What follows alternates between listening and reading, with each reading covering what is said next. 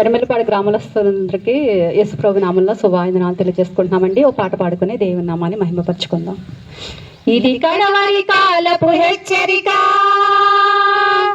ఇది సిలువ సువార్త ప్రణాళిక. ఇది కడవరి కాలపు హెచ్చరిక, ఇది సిలువ సువార్త ప్రణాళిక. రక్షణ నీకుంటే రారాజు యేసుతో ఉంటావు, రక్షణ లేకుంటే నిత్యాగ్ని గుండములో ఉంటావు.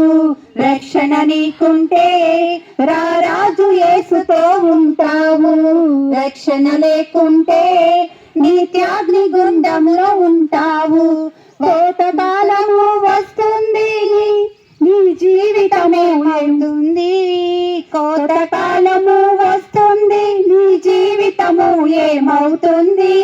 కొడవలి పట్టి కోయువారు సంసిద్ధులై ఉన్నారు, ఆ సమయముకై చూస్తున్నారు. కొడవలి పట్టి కోయువారు సంసిద్ధులై ఉన్నారు, ఆ సమయముకై చూస్తున్నారు. వస్తుందో ఈ దినం, నీ రొమ్ము కొట్టుకుంటావు. వస్తుందో ఈ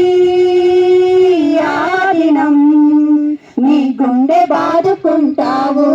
కళ్ళారా యేసుని చూస్తావు, కళ్ళారా యేసుని చూస్తావు.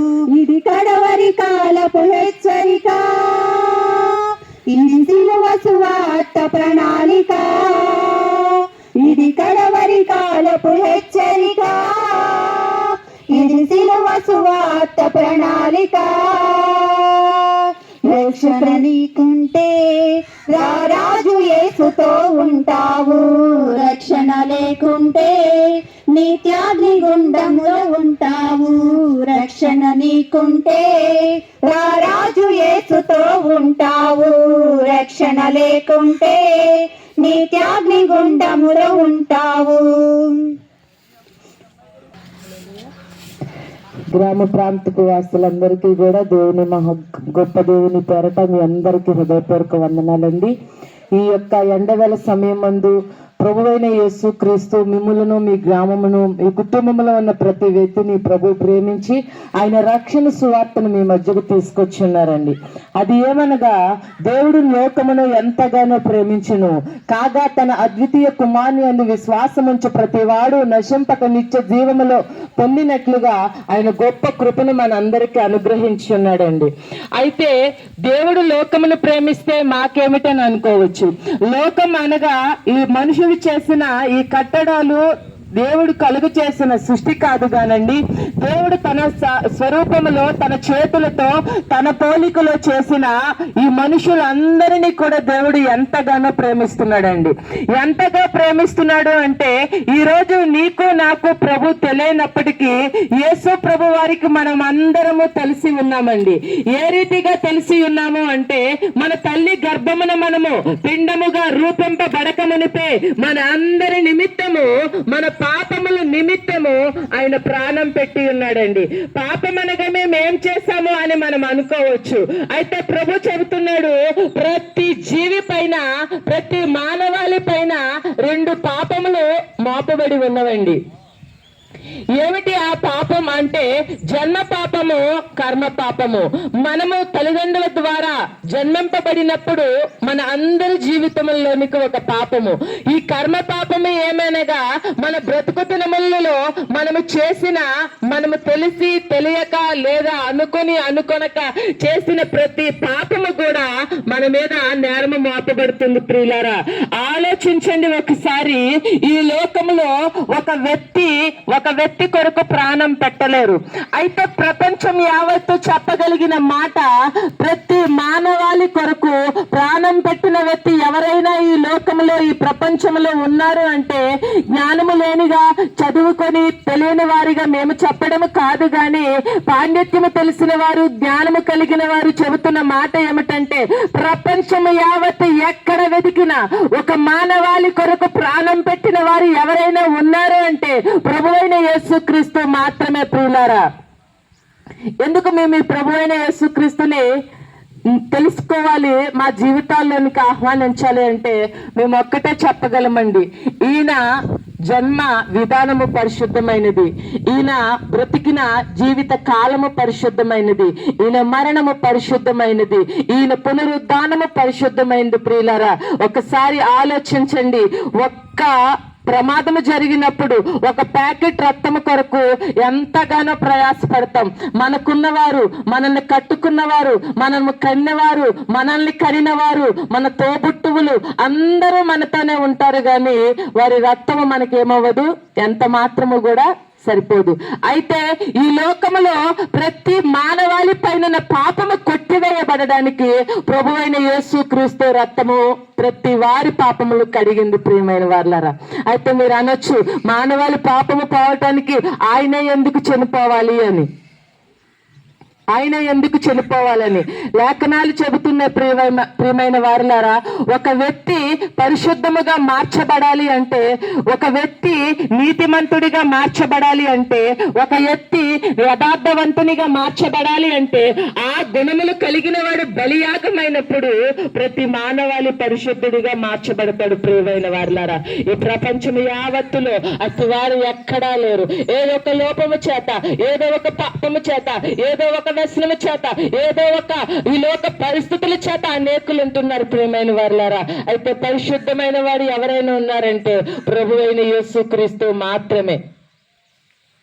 ఒక గుడ్డివాడు మరొక గుడ్డివానికి దారి చూపించటం ఎలాంటి అసాధ్యమో, యొక్క పరిశుద్ధత లేని వారు మరొకరిని పరిశుద్ధతలో నడిపించటము కూడా అంతే అసాధ్యము. ప్రియమైన వారులారా, మేము ఎందుకు ఈ మాటలు చెబుతున్నామంటే, ఆయా ప్రాంతముల నుంచి వచ్చి మంచిది కావాలని కోరుకునే మనము మనుషులము మంచి దేవుని వైపు నడవగలిగినప్పుడు, మంచి మార్గంలో మనం నడవగలిగినప్పుడు, ఈ లోకంలో మనం బ్రతికేది 60 లేదా 70 సంవత్సరాలు మాత్రమే.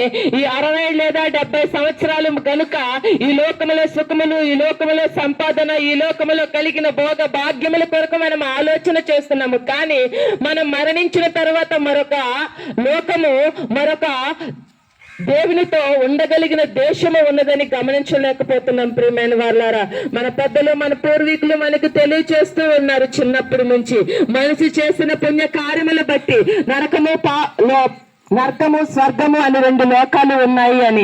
అయితే మనందరికీ తెలిసిన విషయమే, ఈ లోకంలో పుణ్యకార్యాలు మనం చేయగలిగినప్పుడు ఆ స్వర్గలోకంలోకి వెళ్తాము అని మన పూర్వీకుల ద్వారా, మన పాండిత్యుల ద్వారా మనం తెలుసుకున్నాం. అయితే ఏమిటి ఆ పుణ్యం, ఏమిటి ఆ మంచి, ఏమిటి ఆ పరిస్థితి చేసినప్పుడు ఆ నిత్యరాజ్యంలో మనం వెళ్ళడానికి అవకాశం అంటే, ఈ లోకంలో ఒకరికి సహాయం, ఈ లోకంలో ఒక చోట మునిగి తేలటం, ఈ లోకంలో ఏవేవో చేయటం కాదు. కానీ ప్రియమైన వారులారా, ఆ రాజ్యముకి ఒక రాజు ఉన్నాడు. ఆ రాజు దగ్గర మనము ఒక ఆహ్వానాన్ని కలిగి ఉంటే గనుక ఆ రాజ్యంలో మనం వెళ్ళటానికి అవకాశం ఉంటుంది. ప్రియమైన వారులారా, ఆలోచించండి. ప్రతి ఒక్కరూ కూడా ఈ లోకంలో మంచిది మంచిది మంచిది అని కోరుకునే మనము ఆ మంచి దేవుని వైపు, ఆ నిత్య రాజ్యం వైపు గనక ఒక్కసారి ఆలోచన చేయగలిగితే ఆ ఉన్నతమైన దేవుని కృపను పొందుకోగలుగుతాం. ప్రియమైన వారులారా, ఎందుకంటే మేము ఈ మాటలు ఎక్కడి నుండే వచ్చి చెబుతున్నాం. ఒకప్పుడు మేము మీ వంటి వారిమే, ఈ లోక సంబంధమైన ప్రతి వాటికి సాగిలు పడుతూ, ఈ లోక పరిస్థితులకు సాగిలు పడుతూ, ఈ లోక ఆచారాలకు సాగిలు పడుతూ దేవుని దుఃఖ పెట్టిన వారమే. కానీ వాటిని విడిచిపెట్టి దేవునితో మేము అంట కట్టబడినప్పుడు ఆ దేవునిలో పొందుతున్న ఆనందము, ఆ దేవునిలో పొందుతున్న ఆదరణ, ఆ దేవునిలో కలిగి ఉన్న గొప్ప మేలుకరమైన జీవితాలు మన అందరి జీవితాల్లో కలిగి ఉండాలని ఒక ఆశ చేత ఈ యొక్క రక్షణ సువార్తను మీ మధ్యకు దేవాది దేవుడు పంపించి ఉన్నారు. ప్రేమైన వారులారా, ఈయన ఎక్కడ వాడో కాదు గాని ఈయన మనందరి దేవుడు, ఈయన మనందరి నిమిత్తము ప్రాణము పెట్టిన దేవుడై ఉన్నాడు. ప్రేమైన వారులారా, ఒకసారి ఆలోచించండి. ప్రాణము పెట్టినంతగా ఈ లోకములో ప్రేమించేవారు ఎవ్వరూ లేరు. ఒకవేళ ఉన్నారు అంటే ఆయనే ప్రభువైన యేసు క్రీస్తు. ఆ క్రీస్తును కనుక నీ హృదయంలో చేర్చుకొనగలిగితే, నీ ఇంటిలో చేర్చుకొనగలిగితే, ఈ లోకములో నీ జీవితంలో దేవుని నుండి గొప్ప ఆదరణ, సంతోషము కలుగుతుంది. ప్రేమైన వారులారా, ఈ మాటలు మీ హృదయంలో చేర్చుకొని క్రీస్తుని కనుక మీ హృదయంలో అంగీకరించగలిగితే నీకును నీ ఇంటి వారుకును గొప్ప రక్షణ భాగ్యం కలుగుతుంది. దేవుడి మాటలను దీవించును గాక. ఆమేన్. ప్రార్థన చేసుకుందామండి. మహాపరిశుద్ధుడు, మమ్మల్ని మిక్కిలిగా ప్రేమిస్తున్న మా ప్రియ పరలోకపు తండ్రి, దేవా ఇదిగో తండ్రి గ్రామానికి నడిపించారు. దేవా నీ రక్షణ సువార్తను తెలియచేశారు ప్రవ్వా. అవును, సర్వ మానవాళి నిమిత్తము తండ్రి ఈ లోకానికి వచ్చావు తండ్రి. జన్మతః కర్మతః పాపులమైన మా అందరి కోసము దేవా తండ్రి నువ్వు ఈ లోకంలో ప్రవ్వా పుట్టావు తండ్రి, మమ్మల్ని అందరినీ రక్షించడానికి. అవును ప్రవ్వా, మమ్మల్ని రక్షించుకున్నావు. ఈ గ్రామస్తులందరినీ కూడా నువ్వు ప్రేమిస్తున్నావు కనుక అయ్యా ఇదిగో తండ్రి శుభవర్తమాన పత్రిక వారికి అందింది ప్రవ్వా.